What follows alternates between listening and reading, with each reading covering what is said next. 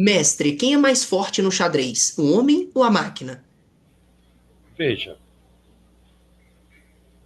isso depende muito das circunstâncias da partida. Atualmente se fala que a máquina é muito forte e, na verdade, os grandes mestres aproveitam muito a máquina, tanto para gerar lance na abertura, como para verificar posições de meio jogo, porque a capacidade tática dela é muito grande. Tá? Mas depende da circunstância, essa questão da força. Se você fizer um match da máquina contra todos os jogadores acima de 2.700 e o tempo for de 10 minutos, a partida toda, a máquina vai ganhar todos os matches. Por outro lado, se você fizer um match da máquina com todos os jogadores de acima de 2.700, mas você der 8 horas para a partida, sendo que o ser humano joga 4 horas num dia, descansa um dia, depois joga outras 4 horas, todos os jogadores acima de 2.700 vão ganhar na máquina. Por quê? Porque a máquina ela é incapaz, tá, de seguir regras verbais.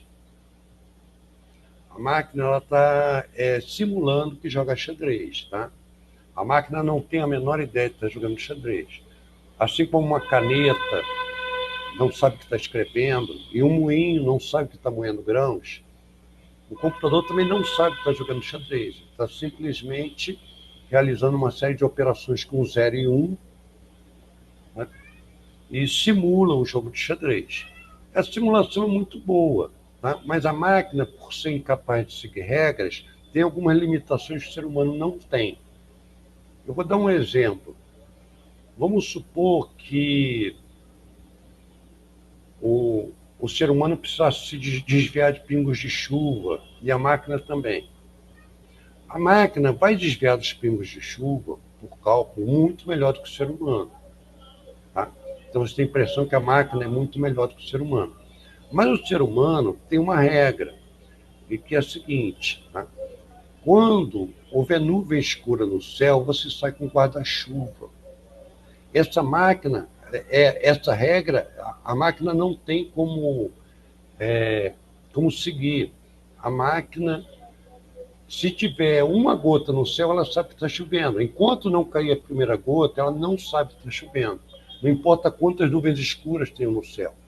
Então o ser humano sai com guarda-chuva e o ser humano ganha da máquina. A máquina vai se molhar mais, por mais que ela seja capaz de enviar de pingo de chuva. A mesma coisa acontece no xadrez. Tá? O ser humano é capaz de criar regras que orientam ele na abertura, no meio jogo e no final. A máquina não. Então, se você der tempo suficiente para um grande mestre acima de 2.700, ele vai sempre ganhar da máquina. Mas essa tese ela é difícil de demonstrar. Tá? Para provar isso, que a máquina é inferior ao ser humano, porque ela é incapaz de seguir regra verbal, tá? A gente precisaria de uma circunstância especial. Nós precisaríamos que o ser humano jogasse com a máquina só com 10 minutos. Tá? Ou seja, para mostrar que o ser humano não foi capaz de calcular. E também precisaria ter um jogador fraco, um jogador que não fosse capaz de cálculo bruto. Tá? É claro que se a gente colocar uma partida de 10 minutos, tá? A partida inteira, a máquina sempre vai ganhar. Mas em algumas circunstâncias não é o que ocorre. Por exemplo, eu dou aula para os meus alunos de final, em que eles jogam com rei 8 peões de negras e eu jogo com rei 7 peões. E varia uma peça, às vezes é só rei, às vezes é cavalo, às vezes é bispo. Esse tipo de final ele é muito difícil para a máquina, porque a máquina não é capaz de calcular tudo se tem 8, 9 peças no tabuleiro para cada lado. Por outro lado, como tem pouco material, o ser humano não precisa tanto de cálculo bruto. E ele se orienta no final por regra. Regras que são indisponíveis para a máquina. E o resultado é que a máquina joga muito pior do que o ser humano nesses finais. Nós pretendemos demonstrar isso, primeiro pegando um jogador bem fraco e sem cálculo bruto, que sou eu. Eu sou um mestre internacional fraco e nunca fui muito bom em cálculo bruto. Tá? E tenho 70 anos. Então, jogando uma partida de 10 minutos, fica claro que eu não vou ser capaz de cálculo bruto. E nós vamos realizar um match com a máquina, jogando aquelas posições de final que eu jogo com meus alunos. Eu procuro mostrar a eles que, se ele conhece as regras do final, ele vai ganhar de mim, vai ganhar do calço, ele ganha de qualquer um. Basta seguir as regras. Se você tem um peão a mais, você ganha. Tá? Nós vamos começar com o final de peões, tá? Em que fica muito claro que a máquina é muito ruim. E depois nós vamos fazer isso com cavalo, bispo, torre e dama. À medida que a gente vai colocando peça, o jogo da máquina vai melhorando, porque ela joga sempre por atividade. E a necessidade de cálculo aumenta. Tá? Isso vai dar uma certa vantagem para a máquina. Mas nós vamos começar primeiro com finais de peões. Nós vamos seguir essa posição aqui.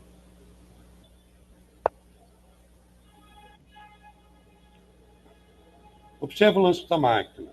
Tá? Qualquer ser humano jogaria no centro, ou com rei A2 ou D4.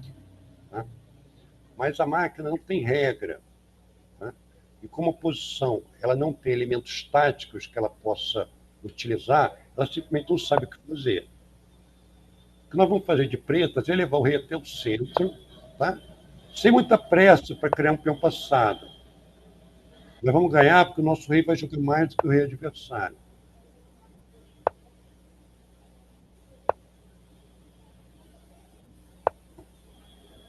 Aqui a gente pode tentar pegar essa casinha 5, melhorar a posição do rei. Aqui é interessante a gente trocar um pouco.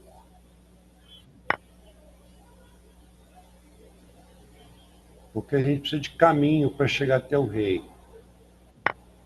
Nós vamos precisar, eventualmente, invadir. Um peão passado distante vai ser mais eficiente que um peão passado protegido, porque ele mantém a posição bloqueada. E uma das possibilidades para o branco empatar é, eventualmente, evitar que o rei negro entre. Tá? Então, na verdade, eu quero um peão passado distante, não um peão passado protegido. É o que nós estamos tentando conseguir aqui.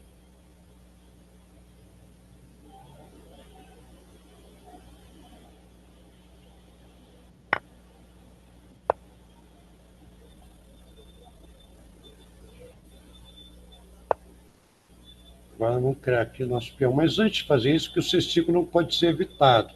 Eu vou jogar esse para ganhar, para fixar esse peão na ala do rei.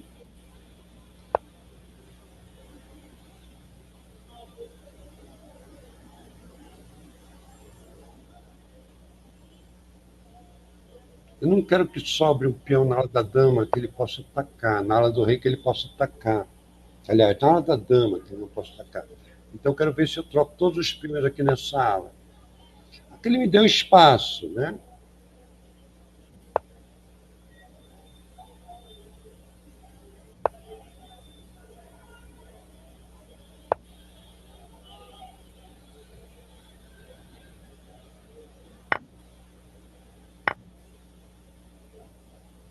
Eu quero trocar o último peão aqui na ala da dama, para depois o meu rei poder atacar confortavelmente a outra ala. Ele, naturalmente, ele não pode jogar assim, com esse peão passado protegido aqui, vai ganhar com muita facilidade. Vai precisar trocar.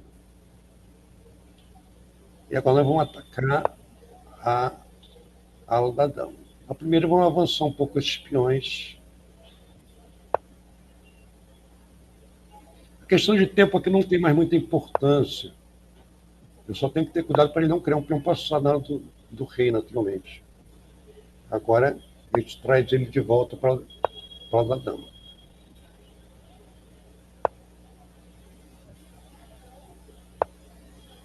Ele vai ter que voltar para a ala da dama se quiser evitar que eu faça dama.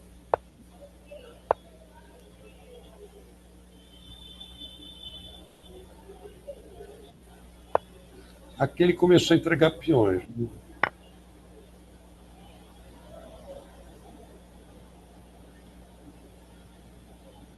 E aqui a partida já acabou.